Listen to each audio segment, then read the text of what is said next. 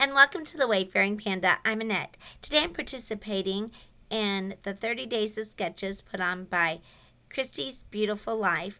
And this is for June, and there's a sketch for each day. So I chose yesterday's sketch to do for today, and it's day 19, and it was created by Martha Barnett. And I chose this one because it's a double page layout, and it'll accommodate all the photos that I need to do. I'm using my Creative Memories circle cutter to cut out a circle out of some Gina masking paper. And I'll be using both the positive and negative of the circle that I cut out. For the larger partial circle that's on the first page, I'm going to make a wreath. So I cut out some pine branches and holly out of mixed media using some dies that I have from Hello Bluebird. And then I'm spraying the holly with some Merriment Distressed Mica Stain. For the pine branches, I'm using Wonderland Mica Stain.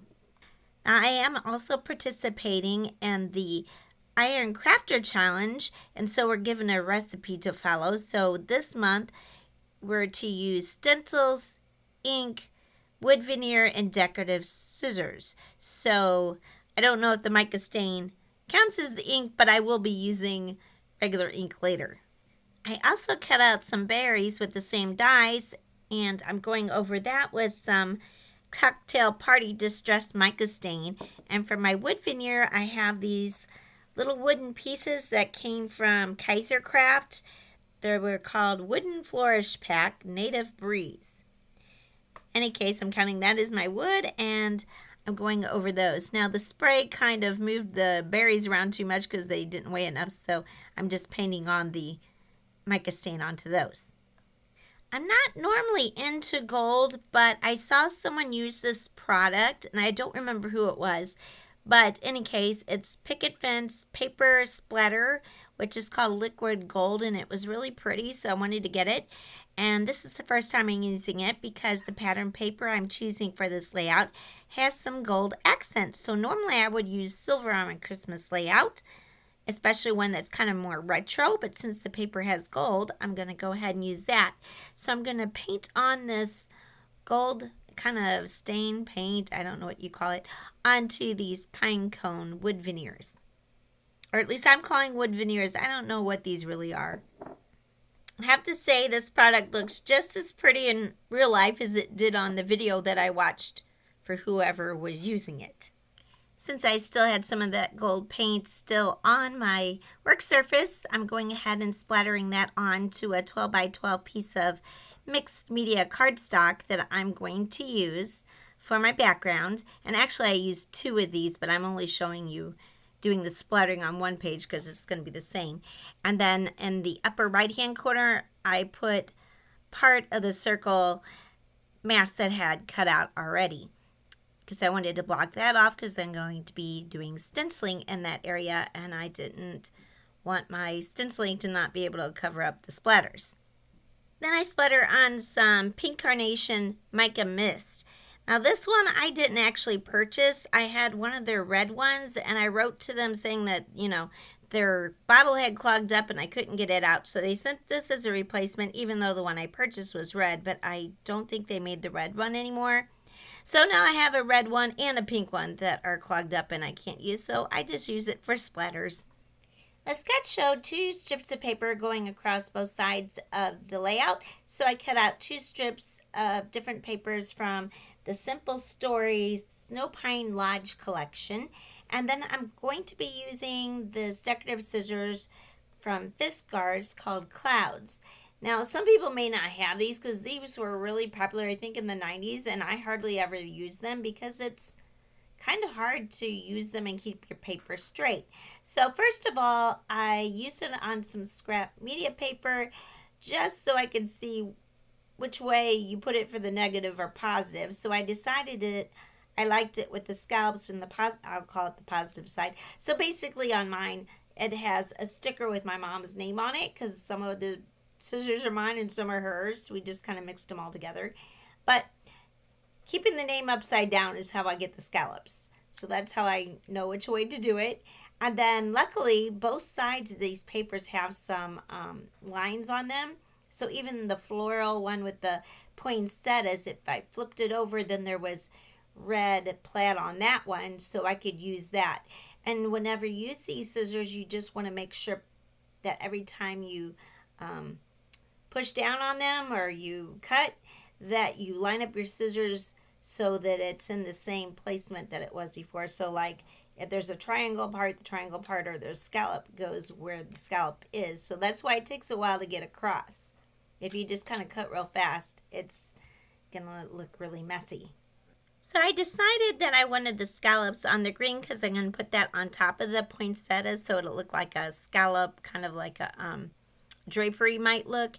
And then I decided to do the opposite on the bottom of the poinsettia paper because I thought it looked kind of weird with having the scallops and then the other one just having a straight edge. So I did the negative going down the poinsettia side. Of course, I flipped it over to the red side so I can make sure I'm cutting it straight. I'm using a 3-part stencil for my stenciling, and this comes from Fawn, and it's called Poinsettia Background Stencils. And for the first one, I'm using Kitsch Flamingo Distress Ink. I'm using the negative space for the circle that I cut out of my masking, and I put that around so that way, when I'm stenciling, it won't go outside of that circle that I'm creating. These stencils have the name on it so that later on I was able to tell which side was the front and back. And on the front you can see the etchings they have of some of the other ones. So on the second one it has etchings of the poinsettias, and on the last one it has etchings of the holly leaves, so you can line up what you've already stenciled with the next one. And on the second stencil I'm using Salvage Patina. It took me a while to get this lined up because I didn't realize I was using the stencils on the back side, which is fine. So you just, on the third one, I just had to use it on the back side, but it took me a while to figure that out. So I cut that off of the video, and now I'm using some gold ink, and this is actually like a stamping ink, so I wasn't sure how to put it on, so I decided to just use one of those dome foam sponges since I didn't have any like little finger daubers or anything like that, and it worked fine. So this is Encore Ultimate Metallic Gold. I don't know if they make that anymore. This is something we had from early 2000s from when my sister did Stamping Up. This stenciling I'm doing is for the first page of the double page layout, and I do the same thing on the second page. It's just that the circle is on the bottom. But I don't show that because the video would be too long if I show everything on both sides. Now I'm ready to start assembling all my pages. I drew 2 lines on my page with a ruler so that way I can line up my papers evenly. And for the pink one, I'm going to put that one first so that the top one can overlap it. And I'm just using Nuvo Deluxe glue to glue it on, and then when I put them on my page, I'll make sure that I cover up the line that I drew in pencil. And that would also help me keep both pages lined up. I like using the glue whenever I'm putting on papers like this because it gives you a little bit of time to kind of move it wherever you need it to be, and if you use the double-sided tape, a lot of times you can't readjust it. I'm using this lid to trace on a circle to make my wreath.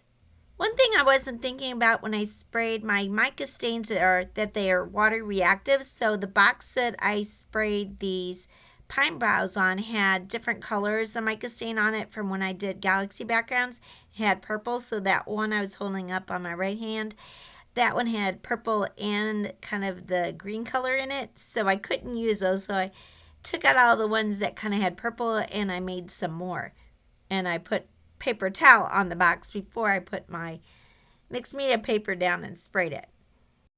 I did save all the ones with the purple on them because I decided I could use those in the future for maybe seaweed on a Little Mermaid layout.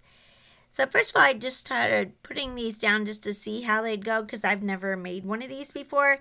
And I decided to mostly use the longer branches on the first time around. Then I decided it was a little thin, so then I kind of built it up with all the littler branches. Just kept adding until I thought it looked circular and filled in. And the other good thing is, I don't know where my really good eraser is. It's probably right on this desk somewhere. but I filled it in so much I don't really need to erase the pencil lines. Then I laid down my holly leaves on the wreath to see where I want them and use my glue to glue them down and add the berries. I wasn't quite sure how this was going to turn out because I never made a wreath like this. And you know how you get these ideas in your head and sometimes they don't quite work out the way you planned. But I really do like how it looked, and I especially like the addition of the holly leaves and the berries. I'm making a photo album for a girl that lives in Mexico. This was a girl that I sponsored for several years, so I would write her letters every so often, and she'd write me, and then you sent a certain amount of money to the organization to support her per month. And anyway, so she graduated, so I'm putting together this album with some photos that I got off of the internet from the organization or that she sent me in the newsletters. But this one came from, I think, a letter she sent me, and I just copied them, so they're not the best photo quality, so I couldn't enlarge them any more than they are. And the journaling I have here was actually from her own handwriting in the letter. I just shrunk it down, and I'm using that as the journaling. Now, of course, the Post-it note tape is over the people's faces so that I don't have anybody's identity given away on the video. The photos already had a pink border around them, so I didn't mat them, but the journaling didn't have, so I matted that on a green that kind of goes with the paper. And then I just glued that down, and then I used photo mounting squares to attach the photos. In the sketch, it shows a little banner and some stars up as embellishments up around that circle where I did the stenciling. So in place of the banner, I'm using these poinsettia florals from the Snowpan Lodge. It's the floral bits and pieces. And then I'm using these wooden pieces in place of the stars. I used my Nuvo Deluxe glue to glue everything down. Now those pine cones have some holes in it and it's hard to get the glue just where the wood is, but I wasn't really worried about that because the Nuvo Deluxe glue dries clear, so even if any of it shows through, it's not really going to show up on the layout. The sketch shows putting the title around the circle elements, so then I decided to do that, but I couldn't decide if I wanted pink or red. I had both of those stickers, but it ended up I didn't have all the numbers for 2022. Originally I thought it was 2023, so I thought I had enough twos. So I didn't, so I went over and looked it through my stickers to see if I had any more twos in red, but I found these, I guess they're brown stickers, but they read gold to me, so I thought that would be great. So then I used those to put Navidad 2022 around the wreath. I decided it needed a little bit more embellishment, so I'm adding some pops of color, the Pearl Soft Pink, and then Goth Sky Blue. For the second page, I pretty much go through the same procedures. Of course, there's no wreath and no title on this page. And the round element is on the bottom instead of the top. So I'll put my wood pieces there, and for the upper element, it showed two of those banners. So instead of using just one single poinsettia, I'm using a spray of the poinsettia's ephemera. I will speed this part up quite a bit as I did some of the other sections in the video, so it won't be quite as long, because I know this had a lot of content with it being a double page layout and with so much mixed media. But it's part of 2 hops, so I want to make sure that everyone has time to see other videos.